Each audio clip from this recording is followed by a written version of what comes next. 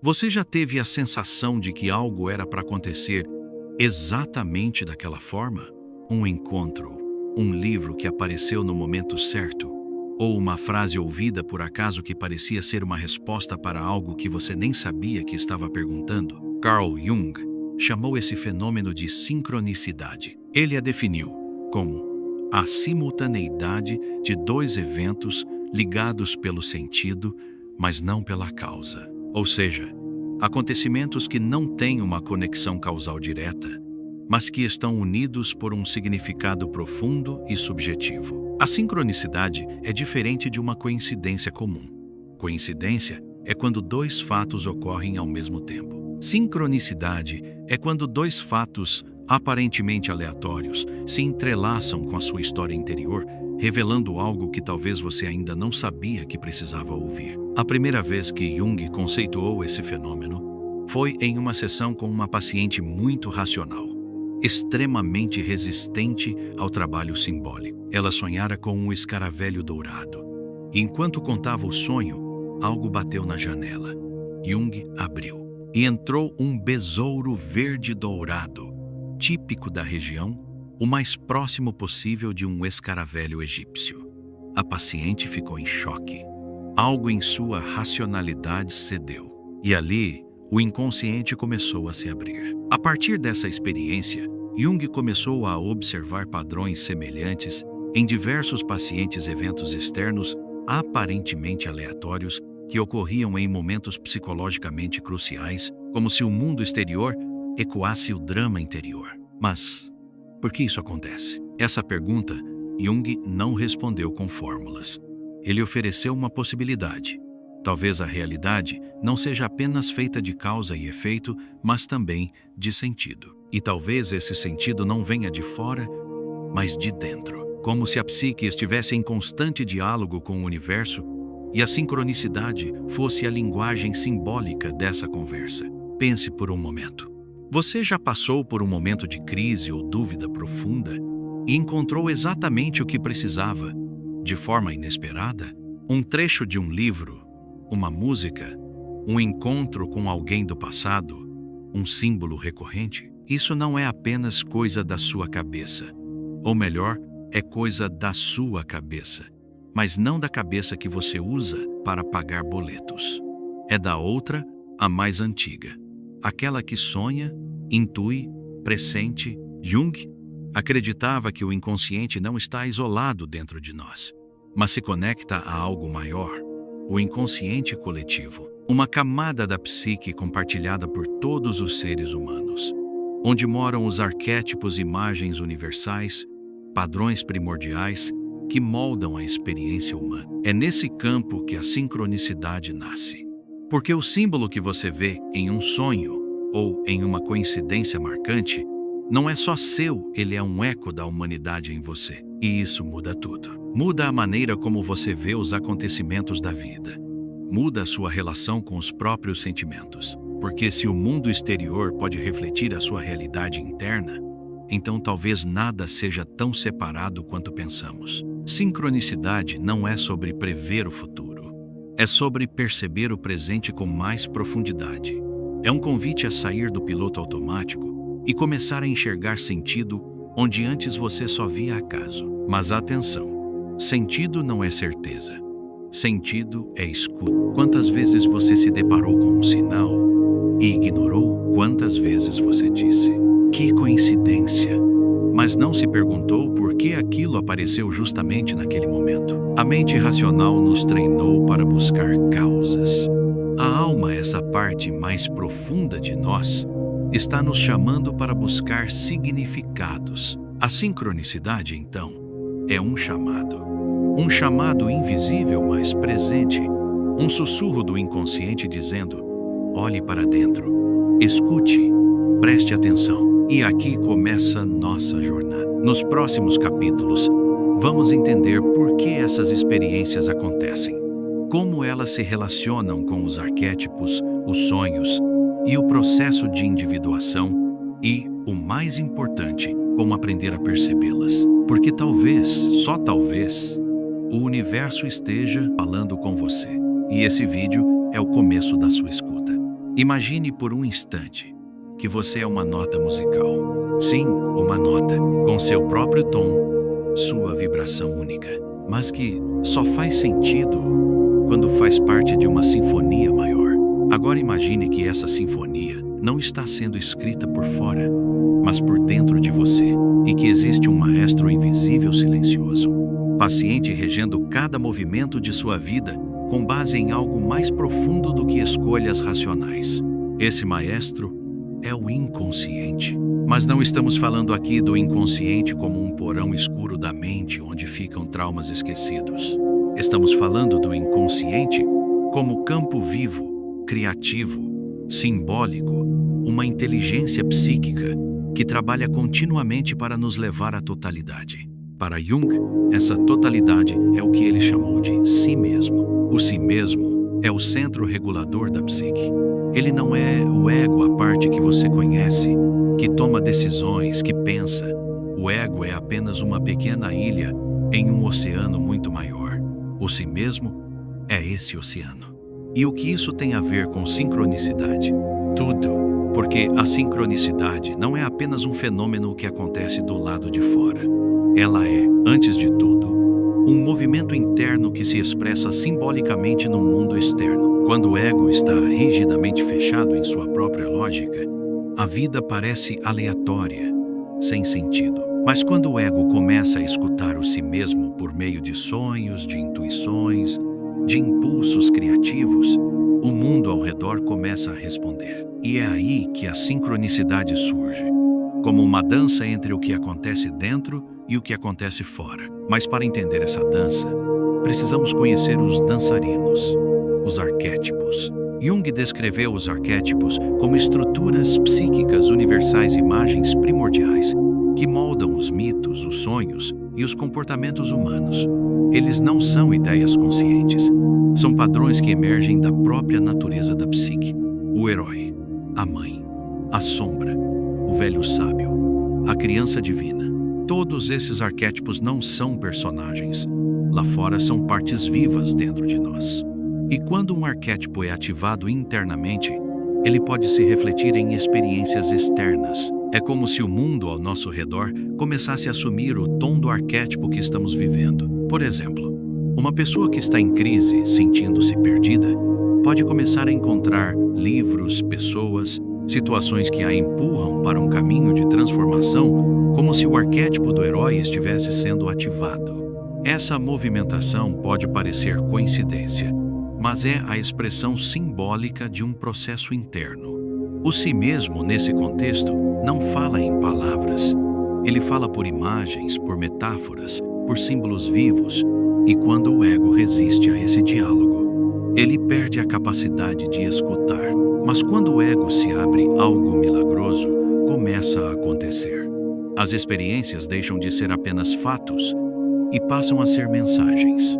Jung dizia que o si mesmo age como uma totalidade que se revela por meio de símbolos vivos, e é nesse ponto que a sincronicidade se torna ferramenta de transformação. Ela não serve apenas para nos impressionar ou confirmar suspeitas místicas. Ela serve para nos guiar, nos levar a perceber que há algo dentro de nós que sabe mais do que o ego. Pense em sua vida por um momento. Houve uma fase em que tudo parecia conspirar para que você mudasse? Houve um momento em que sinais, pessoas e acontecimentos pareciam empurrar você para fora da zona de conforto? Esses momentos, muitas vezes, são orquestrados por esse maestro interno, o inconsciente, que trabalha silenciosamente para te levar a uma versão mais autêntica, mais inteira, mais consciente de si. Mas atenção, esse processo não é confortável. O inconsciente não se importa com o seu conforto. Ele se importa com a sua inteireza. E por isso, às vezes, ele usa justamente a desordem para criar sentido. A sincronicidade, nesse sentido, é como uma partitura disfarçada de caos. Você pode olhar e ver só ruído. Ou pode começar a escutar a melodia que está sendo escrita para você com você. E essa escuta profunda é o que nos conecta ao próximo ponto dessa jornada. Como o inconsciente se comunica com você por meio de sonhos, símbolos e sinais. Porque o maestro não rege em silêncio. ele fala, mas não do jeito que você aprendeu a escutar. Você já parou para pensar por que sonhamos? Não só o que acontece nos sonhos, mas por que eles existem. Para Jung, os sonhos não são resíduos aleatórios do dia. Eles são mensagens simbólicas do inconsciente, tentando equilibrar, alertar e guiar o ego no seu caminho de individuação, o processo de tornar-se quem você é, em sua totalidade. Em outras palavras, sonhar é conversar com o si mesmo. Só que o si mesmo, como vimos, não fala português, nem inglês, nem nenhuma linguagem linear. Ele se expressa por símbolos, imagens, metáforas, sensações. E o sonho é seu campo mais livre de expressão. Um trem desgovernado, um mar revolto, um animal que te persegue, uma criança que você protege. Tudo isso são símbolos, e cada símbolo carrega múltiplas camadas de sentido coletivas e pessoais. Jung escreve em Símbolos da Transformação que todo símbolo é uma tentativa natural da psique de se expressar por meio de uma imagem que vai além do racional. Ou seja, quando você sonha com fogo, por exemplo, não é só fogo, é energia transformadora, é destruição de algo velho, é paixão que te consome. Depende.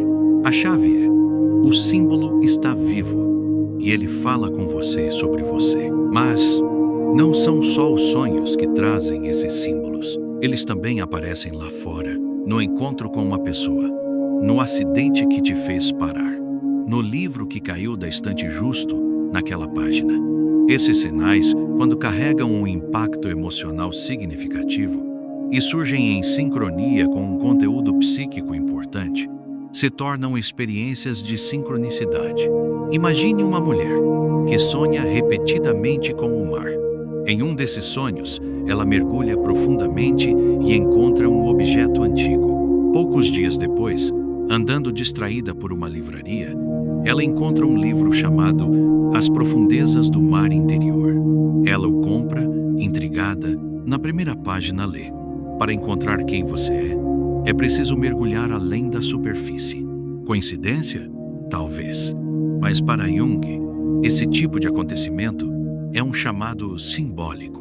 O mesmo arquétipo que se expressou no sonho se manifestou no mundo externo. É como se a vida estivesse ecoando a jornada interior dela, convidando-a a mergulhar mais fundo. E por que isso importa? Porque quando você começa a prestar atenção aos símbolos, nos sonhos e na realidade, você começa a escutar o si mesmo em tempo real. Você sai da lógica superficial de causa e efeito e entra numa lógica mais profunda, baseada em sentido e correspondência. E isso muda tudo. A ansiedade perde parte de seu poder, porque você começa a enxergar propósito até nos obstáculos. A tristeza se transforma em bússola.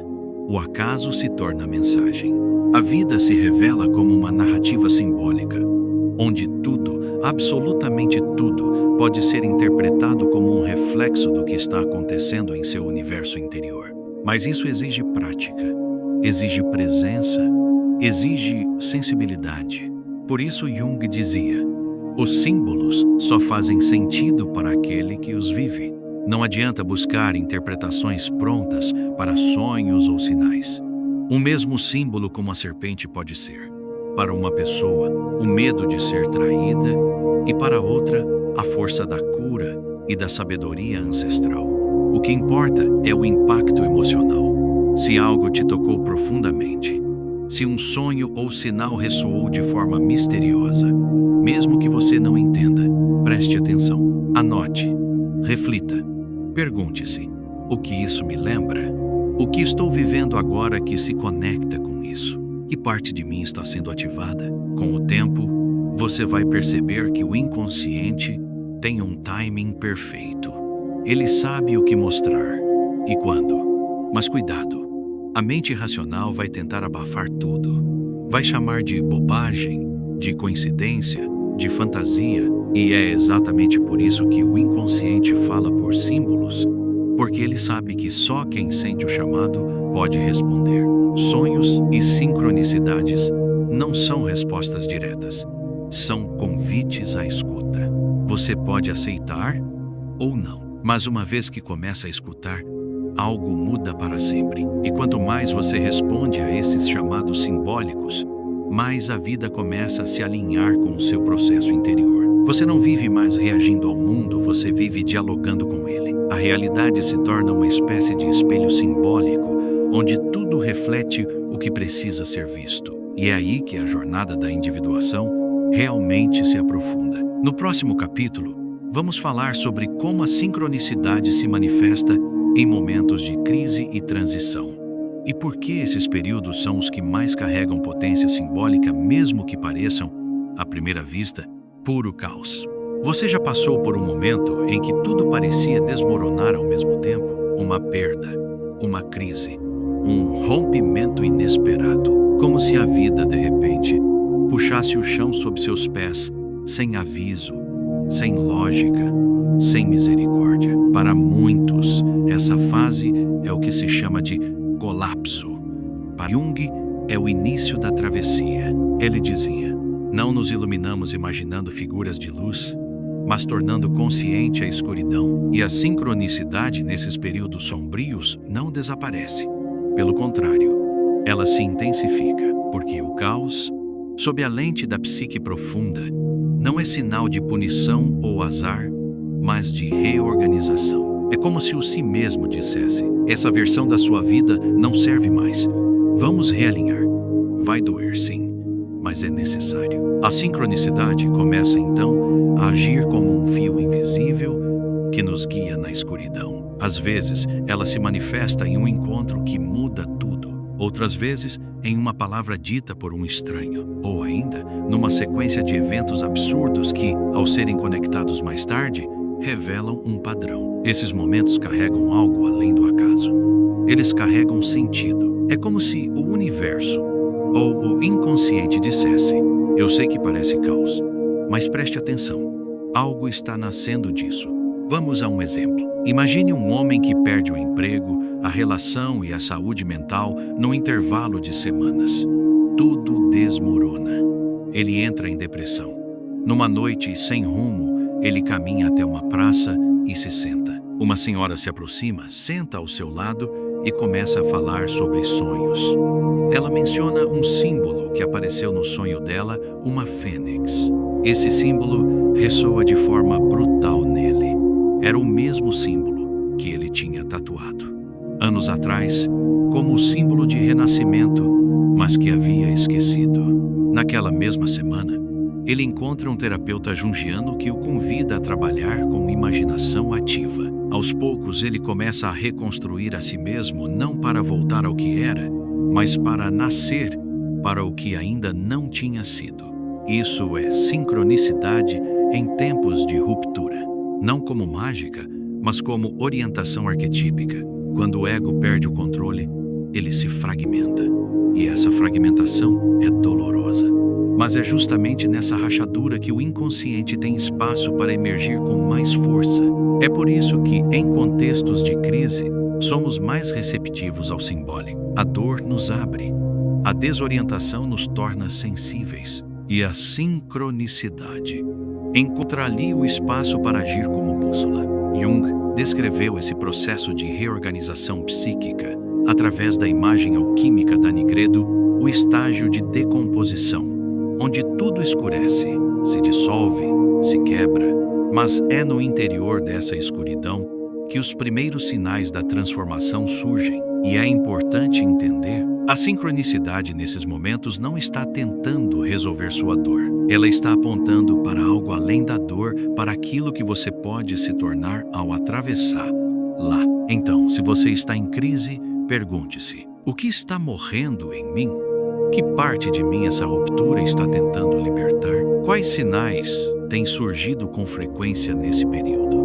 Talvez você esteja resistindo à perda, quando na verdade está sendo convidado a se encontrar. E esse processo, por mais brutal que pareça, é essencial, porque, como diz Jung, o encontro com si mesmo é inicialmente o encontro com a própria sombra, mas logo depois é o reencontro com o seu centro, com o si mesmo, com a parte de você que sabe exatamente para onde está indo. A sincronicidade nesse contexto é o eco desse reencontro. Não se trata de prever o futuro, trata-se de perceber que o futuro já está sussurrando no presente, se você tiver ouvidos para escutar. No próximo capítulo, vamos mergulhar nos mecanismos mais profundos da sincronicidade, o papel do inconsciente coletivo, os arquétipos que se ativam em conjunto com o mundo exterior e por que certos símbolos parecem surgir ao mesmo tempo em várias partes do mundo mesmo, sem conexão aparente. Você já sentiu que certos símbolos, como o herói,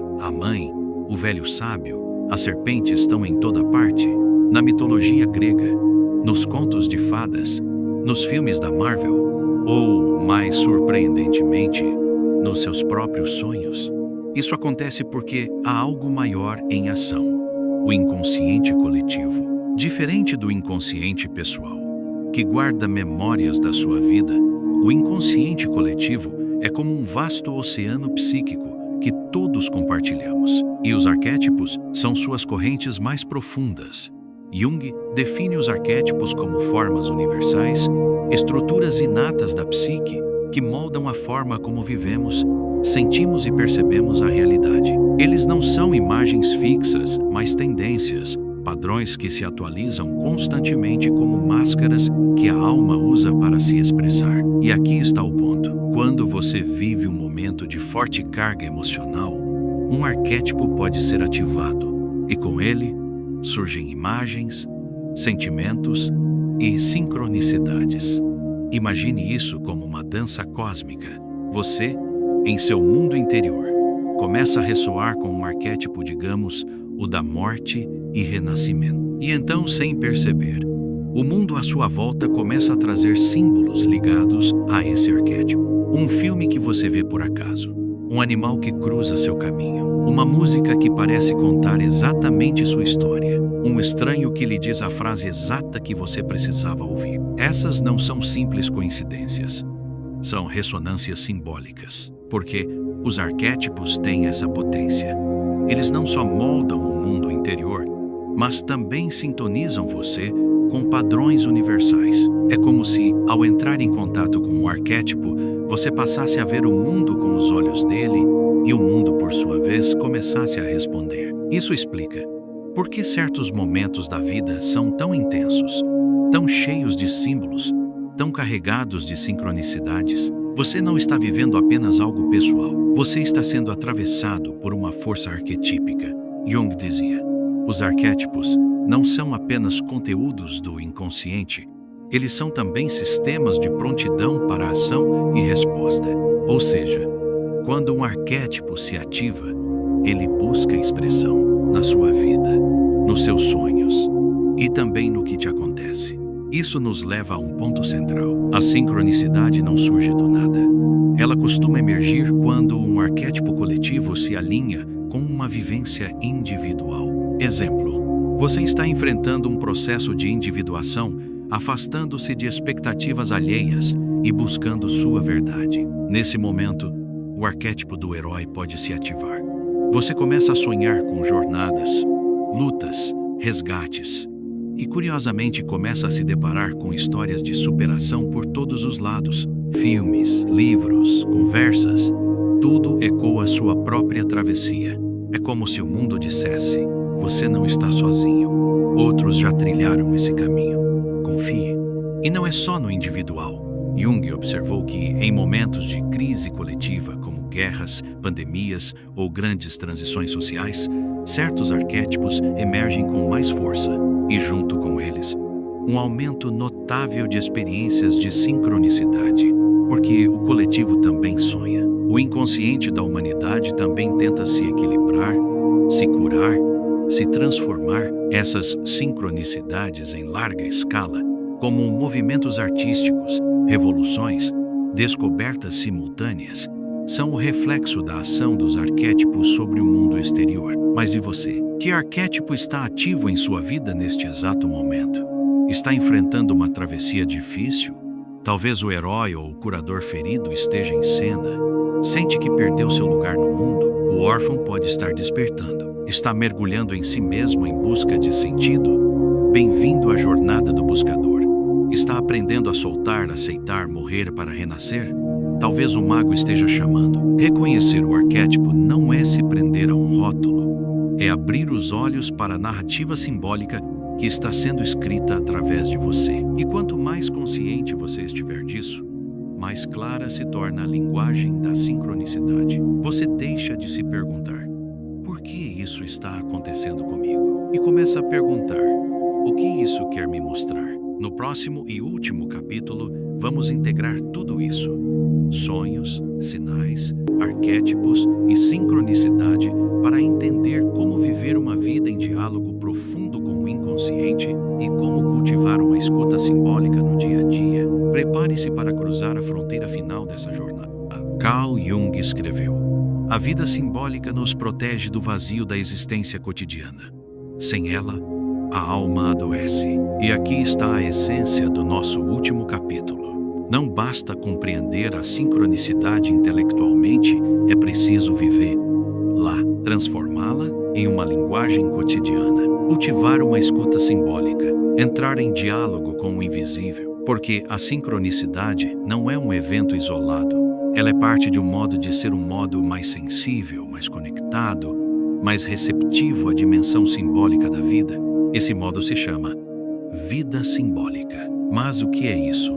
Na prática, viver simbolicamente é aprender a olhar para a vida com os olhos da alma. É perceber que o que te acontece por fora, frequentemente, é um espelho do que está se movendo por dentro. É compreender que os símbolos não estão apenas nos livros ou nos sonhos, mas também nos detalhes do cotidiano. E que nada, absolutamente nada, é trivial quando você está presente. Vamos a exemplos simples. Você sonha repetidamente com água e no dia seguinte recebe um convite para nadar ou chove torrencialmente. A água, então, pode ser mais que água. Ela pode ser símbolo de emoção, purificação, inconsciente, um convite para mergulhar. Você está diante de uma decisão importante e começa a ver borboletas por toda parte. Elas podem não estar ali por acaso. A borboleta é símbolo de transformação, de metamorfose. Talvez o mundo esteja sussurrando: sim, mude. O casulo já não serve mais. Ou mais sutil ainda, você sente um vazio, uma inquietação existencial. E então, sem buscar, cruza com um livro que responde perguntas que você mal sabia formular. Esse modo de viver não é mágico no sentido hollywoodiano, mas é profundamente transformador, porque ele te convida a estar presente, a prestar atenção, a se abrir para o mistério. A sincronicidade dentro desse estilo de vida se torna uma espécie de oração viva entre você e o inconsciente. Um diálogo contínuo, um fluxo, mas viver dessa forma exige coragem. Coragem de desacelerar, de abrir mão do controle, de aceitar que a razão por vezes não tem todas as respostas. Requer também práticas, cultivo, escuta.